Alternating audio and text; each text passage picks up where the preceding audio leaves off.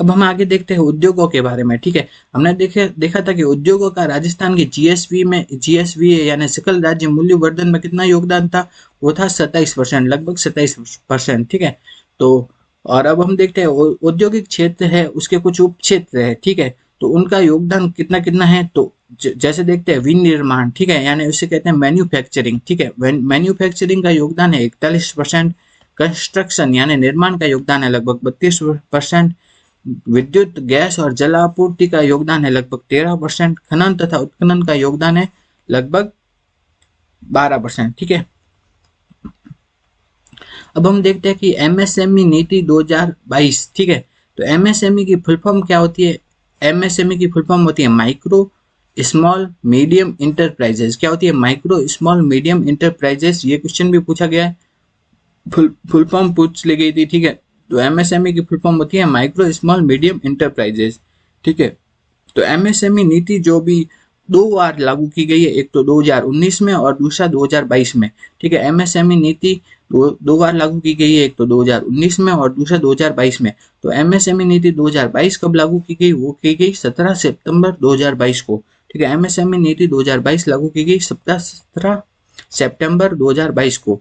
ठीक है, 1 जुलाई 2020 से ना कुछ मानदंड परिवर्तित हुए हैं, जिसके आधार पर ना माइक्रो उद्योग कौन से हो गए, स्मॉल उद्योग कौन से हो गए, या फिर मीडियम उद्योग कौन से हो गए, उनकी परिभाषा में चेंज आया है। ठीक है, तो अब हम देखते हैं कि माइक्रो उद्योग कौन कौन से हैं। ठीक है, तो हम ऐसे कौन से उद्योग है जिन्हें माइक्रो कह सकते हैं। ठीक है, तो ऐसे उद्योग जिनमें इन्वेस्टमेंट 1 करोड़ तक हो।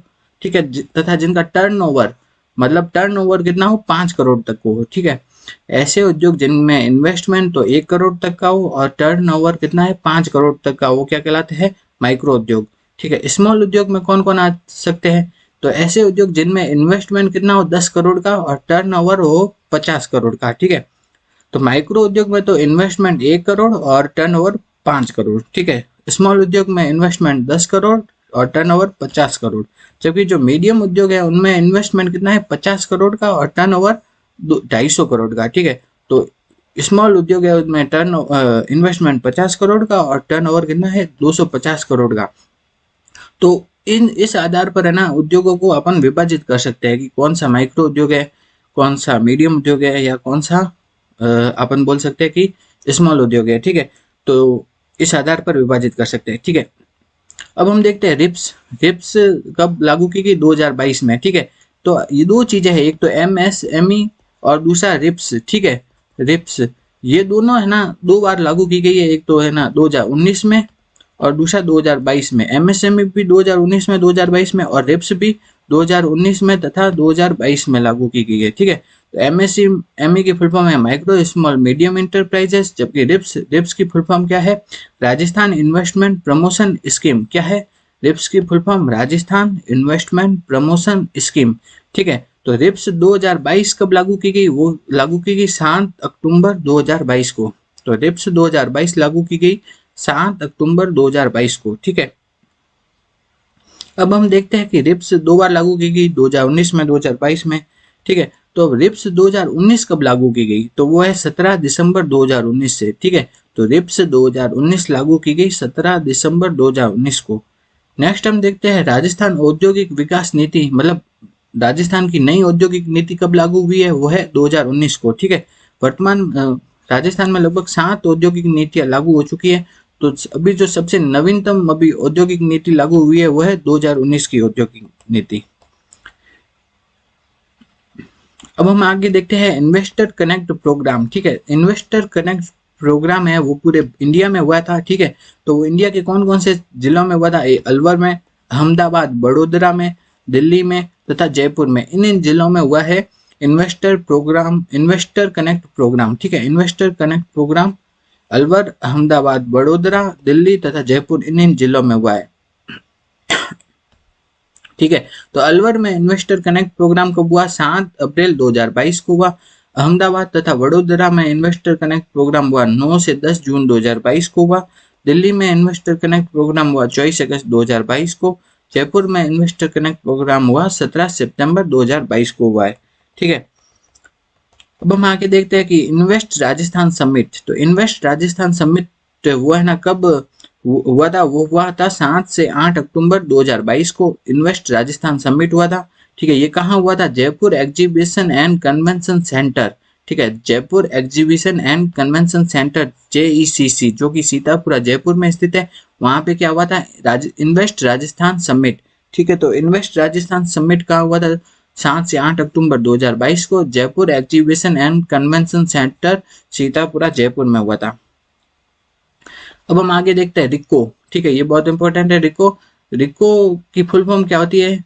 रिको की फुल फॉर्म होती है राजस्थान स्टेट, ठीक है, industrial development and investment corporation. ठीक है, RIICO। तो Rajasthan state industrial development and investment corporation, ये क्या हो गई? रिको की फुल फॉर्म। तो रिको की स्थापना कब की गई थी? 1980 में की गई थी। ठीक है, नेक्स्ट है कि राजस्थान में जो रिको होता है ना, वो राजस्थान में क्या करता है? औद्योगिक विकास को गति देने वाली शीर्ष संस्था है। ठीक है, तो औद्योगिक विकास को गति देने वाली शीर्ष संस्था कौन सी है? वो है रिको है। ठीक है, नेक्स्ट देखते हैं रिको राज्य में क्या करते हैं? निवेश को आकर्षित करने एवं औद्योगिक सुविधा एवं वित्तीय सहायता प्रदान करती है। तो रिको का काम क्या है? पहला तो क्या है? उद्योगों को गति देने वाली शीर्ष संस्था है। दूसरा है रिको राज्य में क्या करती है? निवेश को आकर्षित करती है, इन्वेस्टमेंट को क्या करती है? आकर्षित करती है, तथा औद्योगिक सुविधा एवं वित्तीय सहायता प्रदान करती है। निवेश को आकर्षित करती है तथा औद्योगिक सुविधा एवं वित्तीय सहायता प्रदान करती है। अब हम देखते हैं राजस्थान में रिको द्वारा कुछ पार्क या जोन स्थापित किए गए हैं, वो कौन कौन से हैं? ये बहुत इंपॉर्टेंट है, ये आते रहते हैं। ठीक है, तो राजस्थान में एग्रो फूड पार्क, कितने एग्रो फूड पार्क राजस्थान में कितने हैं? 4 एग्रो फूड पार्क है। ठीक है, पहला एग्रो फूड पार्क कहाँ है? कोटा में। दूसरा कहाँ है? अलवर, गंगानगर और जोधपुर, बोरानाड़ा जोधपुर में। ठीक है, तो ऐसे याद रख सकते हैं। कागज, के से मतलब क्या हो गया? कोटा। ए से मतलब क्या हो गया? अलवर। जी से मतलब क्या हो गया? गंगानगर। और जे से मतलब क्या हो गया? जोधपुर। ठीक है, तो राजस्थान में कितने एग्रो फूड पार्क है? 4 एग्रो फूड पार्क है, कोटा, अलवर, गंगानगर तथा जोधपुर। नेक्स्ट है कि राजस्थान में खाद्य एवं कृषि प्रसंस्करण क्षेत्र कहाँ पर स्थित है? तो राजस्थान में खाद्य एवं कृषि प्रसंस्करण क्षेत्र तिवरी जोधपुर में। कहाँ स्थित है? तिवरी जोधपुर में स्थित है राज्य में खाद्य एवं कृषि प्रसंस्करण क्षेत्र। नेक्स्ट देखते हैं कि राजस्थान में जो जापानी पार्क है, जापानी पार्क कहाँ पे स्थित है? तो वो है नीमराणा अलवर में। दूसरा है घिलोट अलवर। ठीक है, तो दोनों जापानी पार्क कहाँ पे स्थित है? अलवर में। तो पहला तो कहाँ है? नीमराणा अलवर में, और दूसरा है घिलोट अलवर में, दोनों जापानी पार्क। ठीक है, अब हम आगे देखते हैं कि विशेष आर्थिक क्षेत्र, स्पेशल इकोनॉमिक जोन, जिसे क्या भी कहा जाता है? सेज, SEZ यानी स्पेशल इकोनॉमिक जोन या विशेष आर्थिक क्षेत्र। ठीक है, विशेष आर्थिक क्षेत्र के बारे में देखते हैं। तो राजस्थान में निम्न विशेष आर्थिक क्षेत्र है। तो राजस्थान का जो पहला सेज है ना, वो कहाँ पे बनाया गया था? तो वो है बोरानाड़ा जोधपुर में। ठीक है, तो राजस्थान का पहला सेज कहाँ था? वो है बोरानाड़ा जोधपुर में, और वो सेज किससे संबंधित है? हैंडीक्राफ्ट से। ठीक है, तो राजस्थान का पहला सेज कहाँ है? बोरानाड़ा जोधपुर में, और वो किससे संबंधित है? हैंडीक्राफ्ट से। दूसरा अब हम देखते हैं कि सेज 1 और सेज 2 ये दोनों कहाँ पे स्थित है? ये दोनों स्थित है सीतापुरा जयपुर में, और ये किससे संबंधित है? जेम्स एंड ज्वेलरी से संबंधित है। ठीक है, तो सेज 1 और सेज 2 ये दोनों कहाँ स्थित है? सीतापुरा जयपुर में, और ये दोनों जेम्स एंड ज्वेलरी से संबंधित है। अब हम देखते हैं अगला महिंद्रा वर्ल्ड सिटी सेज, यानी महिंद्रा सेज कहाँ पे स्थित है? वो जयपुर में स्थित है। इसमें IT, engineering, handicraft, James and jewellery से संबंधित है। ठीक है, नेक्स्ट हम देखते हैं कि सोमानी सेज। तो सोमानी सेज कहाँ है? खुसखेड़ा भिवाड़ी में स्थित है। ठीक है, यह इलेक्ट्रॉनिक हार्डवेयर तथा सॉफ्टवेयर से संबंधित है। नेक्स्ट देखते हैं वाटिका सेज कहाँ पे स्थित है? जयपुर में, और ये IT से संबंधित है। नेक्स्ट देखते हैं कि RNB इंफ्रास्ट्रक्चर सेज। ठीक है, ये कहाँ स्थित है? बीकानेर में स्थित है, और टेक्सटाइल से संबंधित है। ये भी इंपॉर्टेंट है। RNB इंफ्रास्ट्रक्चर सेज कहाँ है? वो है बीकानेर में, टेक्सटाइल से संबंधित है। नेक्स्ट सेज है जैनपैक्ट सेज। ठीक है, GENPACT। जैनपैक्ट सेज कहाँ स्थित है? जयपुर में स्थित है। वो किससे संबंधित है? IT से संबंधित है। अगला देखते हैं हम मानसरोवर सेज। ठीक है, मानसरोवर सेज कहाँ स्थित है? जोधपुर में स्थित है और IT से संबंधित है। ये तो क्या हो गया? राजस्थान के सेज यानी विशेष आर्थिक क्षेत्र, स्पेशल इकोनॉमिक जोन। ठीक है, अब हम देखते हैं कि राजस्थान में जो मेगा फूड पार्क है, मेगा फूड पार्क कहाँ पे स्थित है? तो राजस्थान का जो पहला मेगा फूड पार्क था ना, फर्स्ट मेगा फूड पार्क, वो कौन सा है? Green tech mega food park. ठीक है, कौन सा है? Green tech mega food park, जो कि कहाँ स्थित है? रूपनगढ़ अजमेर में। तो राजस्थान का जो पहला मेगा फूड पार्क है वो है green tech mega food park. वो कहाँ पे स्थित है? वो है रूपनगढ़ अजमेर में स्थित है। ठीक है, दूसरा जो मेगा फूड पार्क है वो है Shri Ram mega food park. वो बन रहा है पलाना बीकानेर में। ठीक है, तो ये क्या है? प्रक्रियाधीन है। तो राजस्थान का पहला मेगा फूड पार्क है वो है green tech mega food park, Rupangarh Ajmer में है। दूसरा जो मेगा फूड पार्क है वो है Shri Ram mega food park, जो कि पलाना बीकानेर में है, और ये प्रक्रियाधीन है, बन रहा है। ठीक है, अब हम देखते हैं राजस्थान में ना कुछ स्पाइस पार्क है। ठीक है, कुछ और अलग एक्स्ट्रा पार्कों के बारे में देखते हैं।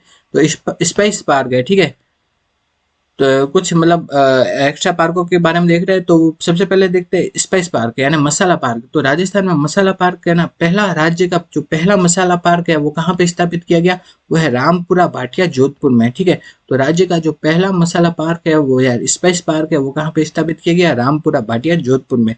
राज्य का दूसरा मसाला पार्क है वो कहाँ पे स्थापित किया गया? रामगंज मंडी कोटा में। ठीक है, तो मसाला पार्क कहाँ कहाँ स्थित है? एक तो है रामपुरा भाटिया जोधपुर में, और दूसरा है रामगंज मंडी कोटा में। ठीक है, तो ये क्या है? मसाला पार्क। अगर अपन से बोल दे कि राजस्थान में ऑक्सीजन सिटी पार्क, जिसे शॉर्ट में क्या कहते हैं? Oxygen park. ऑक्सीजन पार्क कहाँ पे स्थित है? कोटा में। तो राजस्थान में ऑक्सीजन पार्क कहाँ स्थित है? वो है कोटा में। अब हम आगे देखते हैं कि इंडिया स्टोन मार्ट 2022, इसका 11वां संस्करण, ठीक है, उसका आयोजन कब हुआ?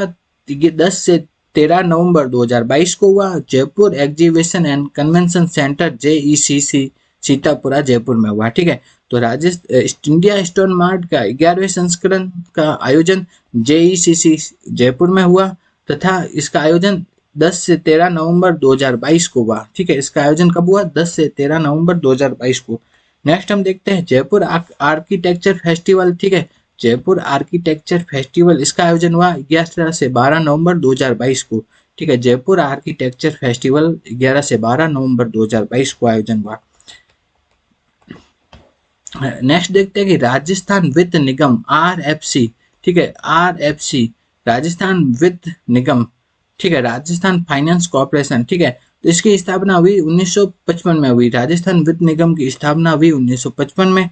ठीक है, और ये राजस्थान वित्त निगम, इसका काम क्या होता है? ये माइक्रो, स्मॉल तथा मीडियम औद्योगिक इकाइयों को क्या करता है? ऋण प्रदान करता है। ठीक है, तो RFC यानी राजस्थान वित्त निगम, इसकी स्थापना हुई 1955 में। ठीक है, सॉरी 1955 में। RFC की स्थापना कब हुई? 1955 में। ठीक है, और ये इसका काम क्या है? ये माइक्रो, स्मॉल तथा मीडियम जो औद्योगिक इकाइयां हैं उनको ऋण प्रदान करता है। ठीक है, अब हम आगे देखते हैं राजसिको। ठीक है, राजसिको, तो राजसिको की फुल फॉर्म है Rajasthan small industry corporation limited. ठीक है, तो राजसिको की फुल फॉर्म क्या है? राजस्थान, दूसरा हो गया स्मॉल इंडस्ट्री कॉर्पोरेशन। ठीक है, तो राजसिको की फुल फॉर्म है Rajasthan small industry corporation limited. RAJSICO की स्थापना हुई जून 1961 में हुई। ठीक है, राजसिको की स्थापना हुई जून 1961 में। ठीक है, तो राजसिको का काम क्या है? यह लघु उद्योगों व कारीगरों को सहायता प्रदान करती है। राजसिको स्मॉल इंडस्ट्री से संबंधित है, इसके नाम में ही आ गया राजस्थान स्मॉल इंडस्ट्री कॉर्पोरेशन। ठीक है, तो ये क्या है? लघु उद्योगों तथा उनके कारीगरों को क्या प्रदान करती है? सहायता प्रदान करती है। दूसरा, ये हस्तशिल्प को क्या कर देती है? बढ़ावा देती है। अब हम आगे देखते हैं राजस्थान हस्तशिल्प नीति। तो राजस्थान हस्तशिल्प नीति 2022, ठीक, ये कब लागू हुई? 17 सितंबर 2022 को लागू हुई। ठीक है, तो राजस्थान हस्तशिल्प नीति 2022 17 सितंबर 2022 को लागू हुई। अब हम देखते हैं Delhi Mumbai industrial corridor, DMIC, इसे क्या कहा जाता है? DMIC मतलब दिल्ली मुंबई इंडस्ट्रियल कॉरिडोर। ठीक है, तो DMIC क्या है?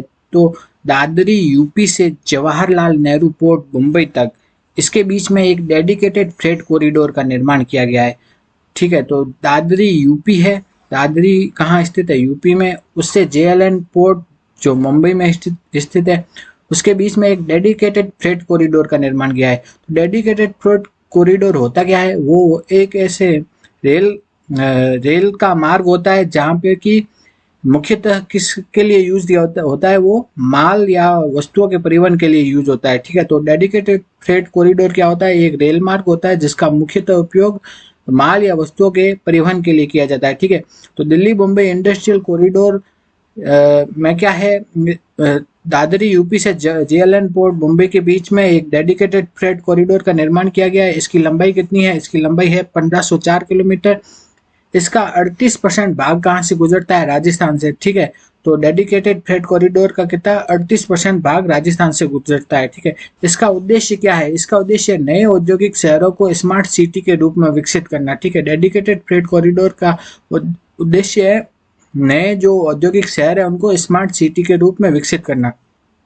अब हम देखते हैं डीएमआईसी, ठीक है। तो ये डेडिकेटेड फ्रेट कॉरिडोर तो हमने देखा दिल्ली से जो डेडिकेटेड फ्रेट कॉरिडोर हमने अभी देखा है कि मतलब उसमें क्या है, एक रेल मार्ग है जो कि मुख्यतः किसके लिए यूज होता है? माल या वस्तुओं के परिवहन के लिए यूज होता है, ठीक है। तो इस रेल मार्ग के दोनों तरफ, ठीक है, इस रेल मार्ग के दोनों तरफ क्या है, लगभग 150 किलोमीटर के प्रभाव क्षेत्र को ही क्या कहा जाता है? डीएमआईसी, ठीक है। तो डेडिकेटेड फ्रेट कॉरिडोर है, उसके दोनों तरफ लगभग 150 किलोमीटर के जो प्रभाव क्षेत्र है उसे क्या कहा जाता है? उसे कहा जाता है डीएमआईसी, ठीक है। तो डीएमआईसी के तहत राजस्थान में विकसित किए गए क्षेत्र कौन कौन से है? तो डीएमआईसी के तहत राजस्थान में मुख्यतः 2 क्षेत्र विकसित किए गए। पहला है खुसखेड़ा भिवाड़ी नीमराना निवेश क्षेत्र। पहला तो कौन सा है? खुसखेड़ा भिवाड़ी नीमराना निवेश क्षेत्र है, ठीक है। और दूसरा है जोधपुर पाली मारवाड़ औद्योगिक क्षेत्र, ठीक है। पहला तो है खुसखेड़ा भिवाड़ी नीमराना निवेश क्षेत्र है, दूसरा है जोधपुर पाली मारवाड़ औद्योगिक क्षेत्र। तो खुसखेड़ा भिवाड़ी नीमराना निवेश क्षेत्र है ना, वो 165 वर्ग किलोमीटर के क्षेत्रफल में फैला हुआ है और इसमें क्या है, अलवर के 43 गांव सम्मिलित है, ठीक है। जबकि अपन देखते हैं कि जोधपुर पाली मारवाड़ औद्योगिक क्षेत्र है वो 154 वर्ग किलोमीटर के क्षेत्रफल में फैला हुआ है और इसमें पाली के 9 गांव सम्मिलित है, ठीक है। तो डीएमआईसी के तहत राजस्थान में कितने 2 क्षेत्र है, एक तो है जोधपुर पाली मारवाड़ औद्योगिक क्षेत्र, दूसरा है खुसखेड़ा भिवाड़ी नीमराना निवेश क्षेत्र, ठीक है। 2 क्षेत्र स्थित है, ठीक है। इन दोनों क्षेत्रों के विकास के लिए किसकी स्थापना की गई है? तो वो है राजस्थान इंडस्ट्रियल डेवलपमेंट कॉर्पोरेशन, ठीक है, रिडको, ठीक है, RIDCO, मतलब राजस्थान इंडस्ट्रियल डेवलपमेंट कॉर्पोरेशन, इसकी स्थापना की गई है।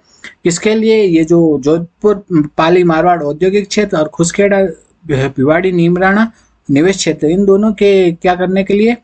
विकास के लिए इसकी स्थापना की गई है RIDCO की, ठीक है।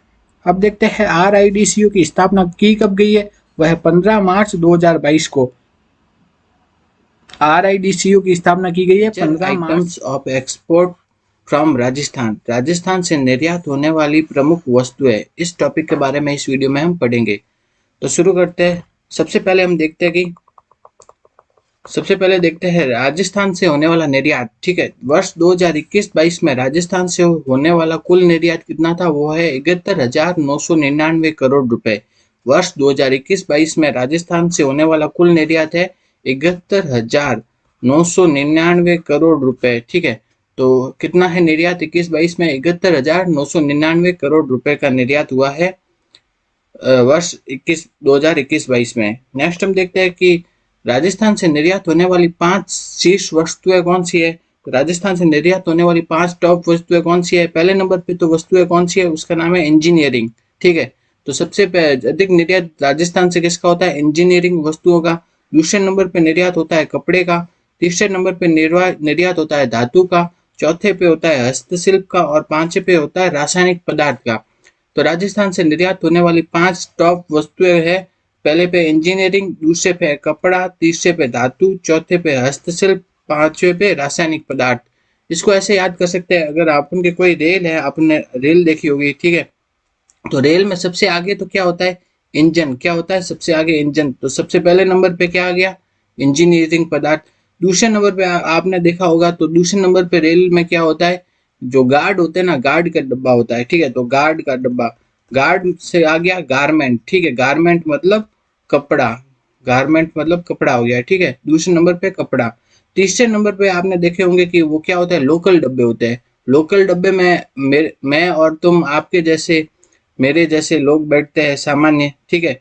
तो वो तीसरे नंबर पे हो गया तुम और मैं, मतलब मैं और तुम जैसे सामान्य लोग बैठते हैं। तो तू से क्या आ गया? धातु, ठीक है। तो तीसरे नंबर पे कौन सी आ गई? धातु। चौथे नंबर पे कौन से डब्बे होते हैं बाद में? वो होते हैं वीआईपी डब्बे। वीआईपी डब्बे या एसी डब्बे, ठीक है। एसी डब्बे होते हैं, रिजर्वेशन वाले डब्बे, ठीक है। तो उसमें कौन बैठते हैं, वीआईपी लोग बैठते हैं, वीआईपी लोग मतलब हस्तियां। तो चौथे नंबर पे क्या आ गया, हस्तशिल्प, क्या आ गया यहाँ पे, हस्तशिल्प, ठीक है। और पांचवे पे क्या आ गया, रासायनिक पदार्थ। तो ऐसे याद कर सकते हैं इसको। तो पहले नंबर पे कौन आ गया, इंजन यानी इंजीनियरिंग पदार्थ। दूसरे नंबर पे क्या आता है, वो आता है, वो किसका डब्बा आता है, गार्ड का डब्बा आता है। गार्ड का डब्बा से क्या आ गया, गारमेंट, ठीक है, यानी कपड़ा। तीसरे नंबर पे क्या आता है, मेरे और तुम्हारे जैसे सामान्य लोग, यानी मैं तुम, यानी मेटल, ये धातु, ठीक है। और चौथे नंबर पे कौन आता है, वो एसी वाले डब्बे या रिजर्वेशन वाले डब्बे, जिसमें कौन बोल बैठते हैं, हस्ती। हस्ती से क्या आ गया, हस्तशिल्प, ठीक है। और पांचवी पे रासायनिक पदार्थ। इस टाइप से इसको याद कर सकते हैं। अब हम देखते हैं, नेक्स्ट हम देखते हैं कि राजस्थान से ये जो पांच शीर्ष वस्तुएं है, पांच शीर्ष वस्तुएं कौन कौन सी थी। पहली तो हमने देखी कौन सी थी, वह है इंजीनियरिंग। पहली तो कौन सी, इंजीनियरिंग। दूसरी है कपड़ा, तीसरी है धातु, चौथी है हस्तशिल्प और पांचवी है रासायनिक पदार्थ। ये राजस्थान से निर्यात होने वाली पांच टॉप वस्तुएं। तो इन पांच वस्तुओं का राजस्थान के कुल निर्यात में कितना योगदान है, वह है 60% का योगदान। इन पांच वस्तुओं का राजस्थान के कुल निर्यात में योगदान है 60% योगदान। नेक्स्ट हम देखते हैं कि मिशन निर्यातक बनो। मिशन निर्यातक बनो कब लागू किया गया, वह है 29 जुलाई 2021 को। तो मिशन निर्यातक बनो कब लागू किया गया, 29 जुलाई 2021 को। नेक्स्ट है कि मिशन निर्यातक बनो का दूसरा चरण कब लागू किया गया, वह है 5 दिसंबर 2022 को। मिशन निर्यातक बनो का दूसरा चरण लागू किया गया 5 दिसंबर 2022 को लागू किया गया। मिशन निर्यातक बनो क्यों लागू किया गया था, क्योंकि ये राजस्थान से निर्यात को बढ़ाने के लिए मिशन निर्यातक बनो लागू किया गया था। नेक्स्ट हम देखते हैं कि राजस्थान में लगभग अभी तक 7 औद्योगिक नीतियां लागू हो चुकी है। पहली औद्योगिक नीति कब लागू हुई, 1978 में। दूसरी औद्योगिक नीति 1990 में। तीसरी औद्योगिक नीति लागू हुई 1994 में। चौथी औद्योगिक नीति लागू हुई 1998 में। पांचवी औद्योगिक नीति 2010 में। छठी औद्योगिक नीति 2015 में। और जो वर्तमान में औद्योगिक नीति है लागू है, वो है सातवीं। वो कब लागू हुई, 1 जुलाई 2019 को लागू हुई थी, ठीक है। कब लागू हुई थी, 1 जुलाई 2019 को। अब क्या है, वन डिस्ट्रिक्ट वन प्रोडक्ट, ठीक है, ODOP। इसे क्या कहा जाता है, वन डिस्ट्रिक्ट वन प्रोडक्ट। मतलब राजस्थान में किसी जिले से निर्यात को बढ़ाने के लिए हर एक जिले के लिए एक प्रोडक्ट निर्धारित कर दिया गया है, ठीक है। तो वो ये किस लिए किया गया है कि ताकि निर्यात बढ़ सके राजस्थान से। तो वो है वन डिस्ट्रिक्ट वन प्रोडक्ट। तो आपसे एग्जाम में क्या किया जाता है, प्रोडक्ट दिया जाता है और उससे संबंधित जिला पूछा जाता है, या फिर जिला दे दिया उससे संबंधित प्रोडक्ट पूछा जाता है, ठीक है। तो इसको याद करना होता है। नेक्स्ट हम देखते हैं ऑटोमोबाइल। ऑटोमोबाइल पार्ट किस जिले से संबंधित है, वो है अलवर, ठीक है। Automobile part Alwar. दूसरा है सिंथेटिक यान। सिंथेटिक यान संबंधित है, वो है बांसवाड़ा से। नेक्स्ट है सोयाबीन। सोयाबीन किससे संबंधित है, वो है बारां से, ठीक है। सोयाबीन किससे संबंधित है, बारह से। ऐसे याद कर सकते हैं कि सोया हुआ है तो क्या है, बार आ जाए, ठीक है, सोया हुआ बारह, ठीक है। नेक्स्ट है चावल। चावल से क्या चावल किससे संबंधित है, वो है बूंदी से। इसबगोल के लिए जिला कौन सा है, वो है बाड़मेर। खाद्य तेल तथा शहद के लिए जिला कौन सा है, वो है भरतपुर। खाद्य तेल तथा शहद के लिए जिला है भरतपुर। नेक्स्ट है रेडीमेड गारमेंट या डेनिम। डेनिम के लिए जिला कौन सा है, वो है भीलवाड़ा। सिरेमिक। सिरेमिक के लिए जिला है Bikaner. Would product. Would product के लिए जिला कौन सा है, वो है Churu. Milk powder. Milk powder के लिए जिला है धौलपुर। ग्वारगम। ग्वारगम के लिए जिला कौन सा है, हनुमानगढ़। नेक्स्ट हम देखते हैं जेम्स एंड ज्वेलरी तथा ब्लू पॉटरी के लिए जिला है जयपुर। येलो मार्बल के लिए जिला कौन सा है, वो है जैसलमेर। मसाले तथा मोजड़ी जूती के लिए जिला कौन सा है, वो है जालोर। मेहंदी के लिए कौन सा है, पाली, ठीक है। टेराकोटा के लिए जिला कौन सा है, राजसमंद। टूरिज्म के लिए है सवाई माधोपुर। सैलियम हस्क के लिए है सिरोही तथा थेवा कला तथा लहसुन के लिए फेमस जिला है, वह है प्रतापगढ़। कर लेते हैं। तो सबसे पहले देखते हैं 2021-22 में राजस्थान से होने वाला कुल निर्यात कितना था, वो है 71,999 करोड़ रुपए। कितना, 71,999 करोड़ रुपए। नेक्स्ट देखते हैं कि राजस्थान से निर्यात होने वाली 5 टॉप वस्तुएं कौन कौन सी है। वह है पहले नंबर पे वस्तु है, वह है इंजीनियरिंग। दूसरे पे कपड़ा। तीसरे पे धातु। चौथे पे हस्तशिल्प और पांचवे पे रासायनिक पदार्थ, ठीक है। इन पांचों वस्तुओं का राजस्थान के निर्यात में कितना योगदान है, वो है 60% का योगदान है। इन 5 वस्तुओं का राजस्थान के कुल निर्यात में योगदान है 60% का। नेक्स्ट हम देखते हैं मिशन निर्यातक बनो कब लागू किया गया, वो है 29 जुलाई 2021 को राजस्थान से निर्यात को बढ़ाने के लिए लागू किया गया था। नेक्स्ट है कि मिशन निर्यातक बनो का दूसरा चरण कब लागू किया गया, वो है 5 दिसंबर 2022 को लागू किया गया।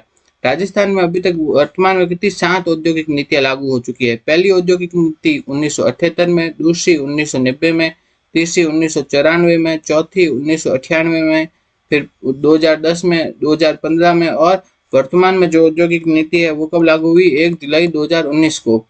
नेक्स्ट हम देखते हैं कि one district one product ODOP. ODOP में आपसे क्या पूछा जाता है, जिला दे देते हैं और उसका प्रोडक्ट पूछा जाता है, या प्रोडक्ट दे देते हैं उसका जिला पूछा जाता है। तो हम देखते हैं ऑटोमोबाइल पार्ट से संबंधित जिला है अलवर, सिंथेटिक यान के लिए जिला है बांसवाड़ा। नेक्स्ट है सोयाबीन के लिए जिला है बारा, चावल के लिए जिला कौन सा है, वह है बूंदी, इसबगोल के लिए जिला है बाड़मेर, खाद्य तेल तथा शहद के लिए जिला है भरतपुर। नेक्स्ट हम देखते हैं कि रेडीमेड गारमेंट या डेनिम के लिए जिला कौन सा है, भीलवाड़ा, सिरेमिक के लिए जिला है बीकानेर, वुड प्रोडक्ट के लिए जिला है चूरू, मिल्क पाउडर या दूध के लिए जिला है धौलपुर। ये वाला क्वेश्चन पिछले असिस्टेंट प्रोफेसर एग्जाम में पूछा गया था कि दूध के लिए जिला कौन सा है, वह है धौलपुर। नेक्स्ट है कि ग्वारगम, ग्वारगम के लिए जिला है हनुमानगढ़, जेम्स एंड ज्वेलरी तथा ब्लू पोट्री के लिए जिला है जयपुर, येलो मार्बल के लिए जिला है जैसलमेर, मसाले तथा मोजड़ी जूती के लिए जिला कौन सा है, जालोर, मेहंदी के लिए जिला है पाली, टेराकोटा के लिए जिला है राजसमंद, टूरिज्म के लिए जिला कौन सा है, वह है सवाई माधोपुर, साइलियम हस्त के लिए जिला है सिरोही तथा थेवा कला तथा लहसुन के लिए जिला है प्रतापगढ़। राजस्थान के प्रमुख उद्योगों को डिस्कस करेंगे। तो सबसे पहले देखते हैं कि राजस्थान की अर्थव्यवस्था में उद्योगों का योगदान कितना है। तो राजस्थान की अर्थव्यवस्था में उद्योगों का योगदान है लगभग 27%। कितना है, तो राजस्थान की अर्थव्यवस्था में उद्योगों का योगदान है लगभग 27%। नेक्स्ट प्रश्न है कि राजस्थान में कितने जिला उद्योग केंद्र है, वो कितने उपकेंद्र है। तो राजस्थान में वर्तमान में 36 तो क्या है जिला उद्योग केंद्र है और 8 क्या है उपकेंद्र स्थित है। ठीक है, तो वर्तमान में राजस्थान में 36 तो क्या है जिला उद्योग केंद्र है और 8 क्या है उपकेंद्र है। आगे हम देखते हैं कि विशेष आर्थिक क्षेत्र यानी स्पेशल इकोनॉमिक जोन, ये विधेयक कब पारित हुआ। तो स्पेशल इकोनॉमिक जोन विधेयक पारित हुआ 2015 में।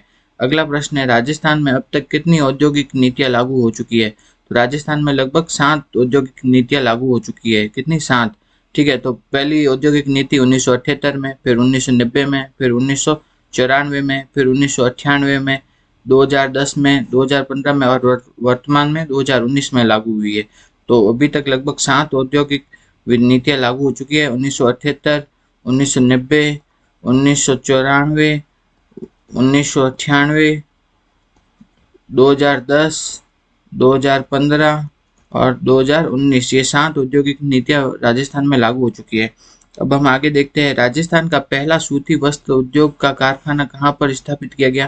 तो राजस्थान का पहला सूती वस्त्र उद्योग का कारखाना स्थापित किया गया ब्यावर में। ठीक है, कहाँ स्थापित किया गया, ब्यावर में। तो उस सूती वस्त्र उद्योग कारखाने का नाम क्या था, वो था द कृष्णा मिल्स। ठीक है, तो राजस्थान का पहला सूती वस्त्र उद्योग का कारखाना ब्यावर में 1890 में द कृष्णा मिल्स था। ठीक है, उसके मालिक थे दामोदर दास व्यास।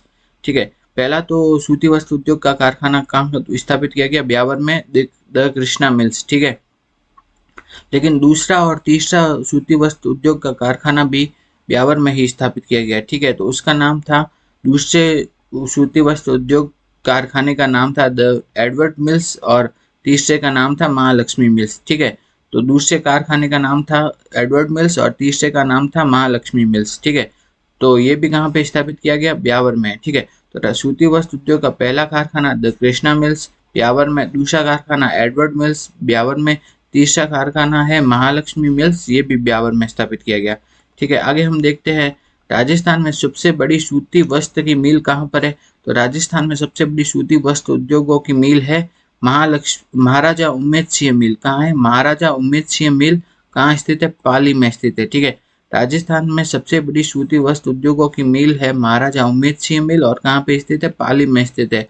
इसकी स्थापना हुई थी 1942 में हुई थी। ठीक है, नेक्स्ट देखते हैं कि राजस्थान का मैनचेस्टर किसे कहा जाता है।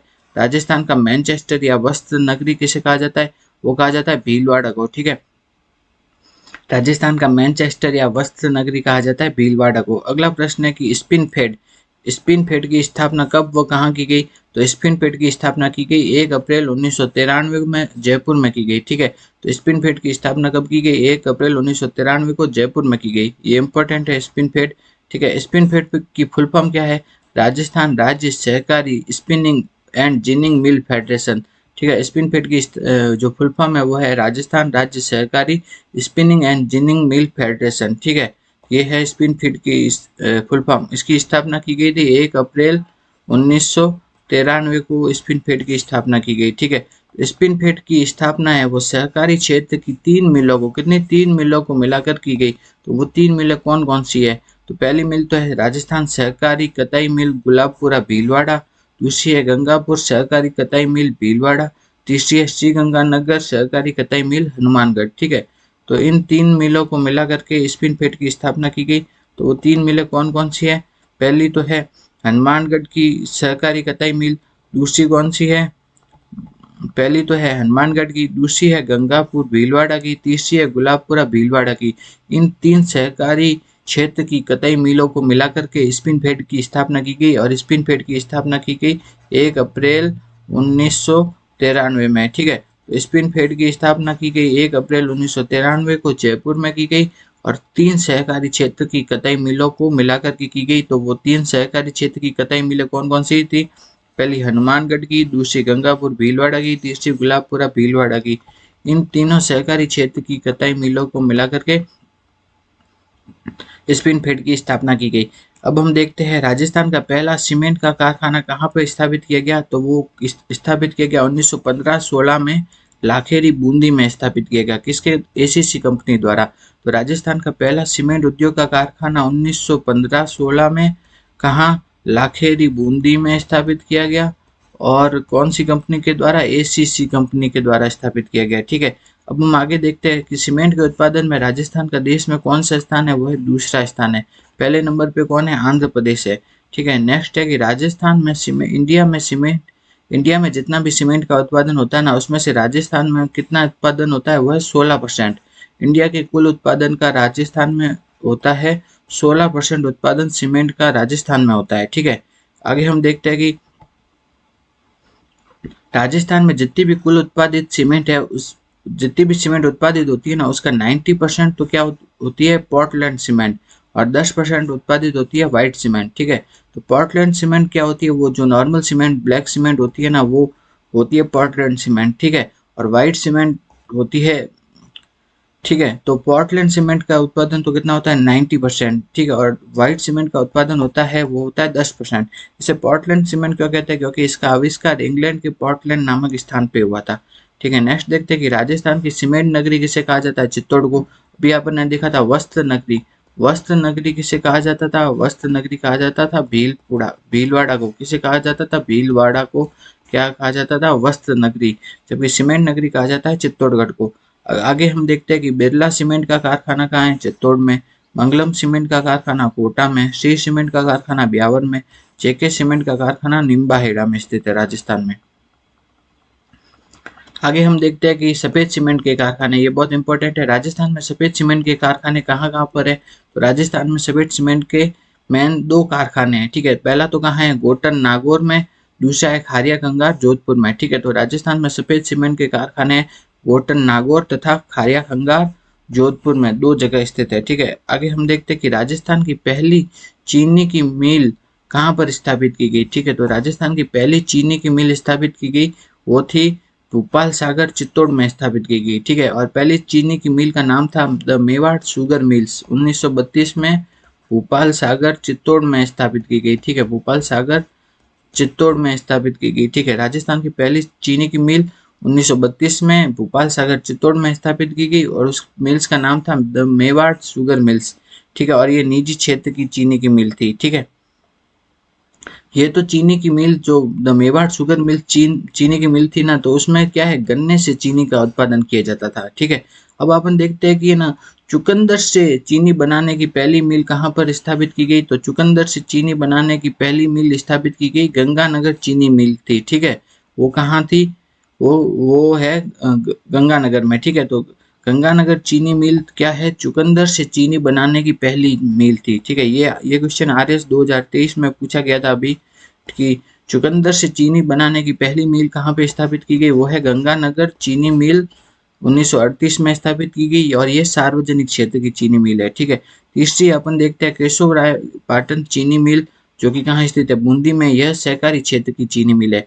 तो जो अपन ने पहली देखी थी मेवाड़ शुगर मिल, वो तो निजी क्षेत्र की थी। गंगानगर चीनी मिल वो सार्वजनिक क्षेत्र की है, और जो केशव राय पाटन चीनी मिल है वो सहकारी क्षेत्र की है। अगर अपन को निजी, सहकारी तथा सार्वजनिक क्षेत्र में मतलब क्या क्या अंतर होता है वो पता करना हो तो हम चीनी उद्योगों में रिसर्च करते हैं। ठीक है, अब हम आगे देखते हैं कि राजस्थान की पहली वनस्पति घी की मिल कहाँ पर स्थापित की गई?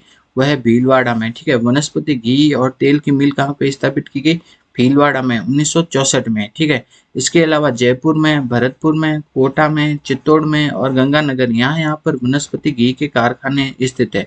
नेक्स्ट हम देखते हैं कि राजस्थान में कांच के उद्योग कहाँ पर स्थित है? तो कांच के उद्योग स्थित है धौलपुर तथा उदयपुर में। राजस्थान में कांच के उद्योग कहाँ पे स्थित है? धौलपुर और उदयपुर में। आगे हम देखते हैं राजस्थान में सेज यानी स्पेशल इकोनॉमिक जोन, विशेष आर्थिक क्षेत्र का विकास क्यों किया गया? क्योंकि तीव्र औद्योगिक विकास करने के लिए और रोजगार के साधनों में वृद्धि करने के लिए। ठीक है, तो तीव्र औद्योगिक विकास और रोजगार के साधनों में वृद्धि करने के लिए स्पेशल इकोनॉमिक जोन का विकास किया गया। अब आप आगे देखते हैं कि राज्य का सबसे बड़ा सेज कौन सा है? वह है सीतापुरा जयपुर। राज्य का सबसे बड़ा सेज है सीतापुरा जयपुर में स्थित है। अगला प्रश्न है राजस्थान में स्पाइस पार्क कहाँ पर स्थित है? यानी मसाला पार्क कहाँ पर स्थित है? तो मसाला पार्क है, पहला तो है रामपुरा भाटिया जोधपुर में, जो कि राज्य का पहला मसाला पार्क है। दूसरा है रामगंज मंडी कोटा में। ठीक है, तो मसाला पार्क कहाँ कहाँ पर स्थित है? रामपुरा भाटिया जोधपुर में तथा रामगंज मंडी कोटा में। ये दो मसाला पार्क स्थापित किए गए हैं राजस्थान में। ठीक है, तो रामपुरा भाटिया जोधपुर और रामगंज मंडी कोटा में। अगला हम देखते हैं कि रिको द्वारा स्थापित एग्रो फूड पार्क कहाँ कहाँ पे स्थित है? तो रिको ने ना राजस्थान में 4 एग्रो फूड पार्क स्थापित किए गए। कितने? 4 एग्रो फूड पार्क स्थापित किए गए हैं। वो कहाँ कहाँ पे है?